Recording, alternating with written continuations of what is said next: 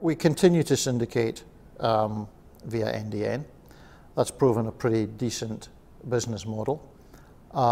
They're obviously aggregating a lot more content than they were when we signed up with them, first of all.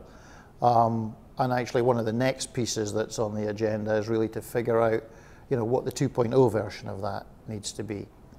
Likewise with YouTube, yes, we continue to see, particularly around big news we break and around the big breaking story, very good page views.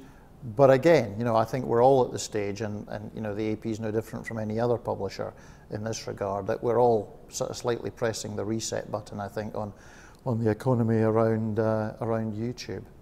Well, I mean, we're huge supporters of live, and we've been major pioneers in it in the broadcast space.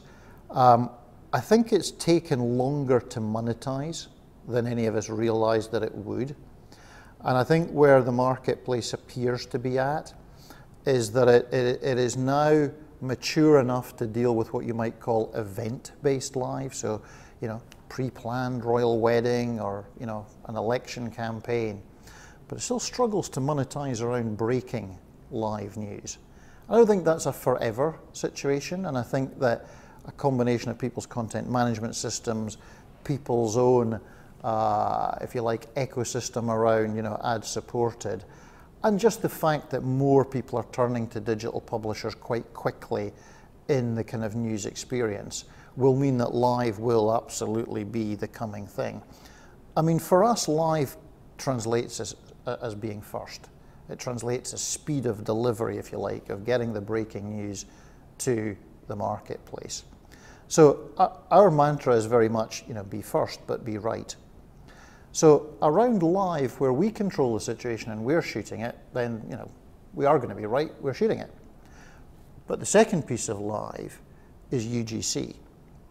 And user-generated content, more and more, those real-time video eyewitnesses around breaking news, I think are the piece that we all need to get our arms around. So if you think that every smartphone owner in the world is a potential real-time live video eyewitness when they stumble upon news, what we need to do is get to the people who are in those places. And there are more and more kind of social media ways of doing that, more ways of knowing who's in the zone, as it were. We need to get to those people, and we effectively need to turn them on as live contributors. But before we can turn them on as live contributors and put them on air, we clearly need to validate that they are who they say they are.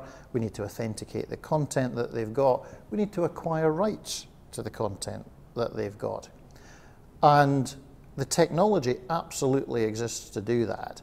And we have had very good experiences in the last 18 months working with the Scandinavian tech startup company Bambuser, who have two things. One, I believe they've got the best technology right now around this piece of it.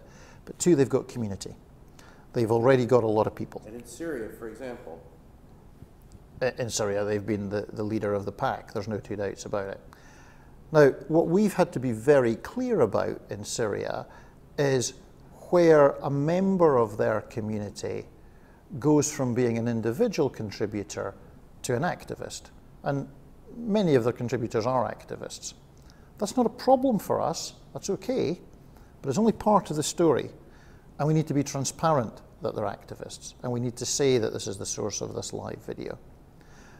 We equally need to continue doing our own reporting, both in real time and clearly, in a recorded fashion, and be into Syria as often as we can.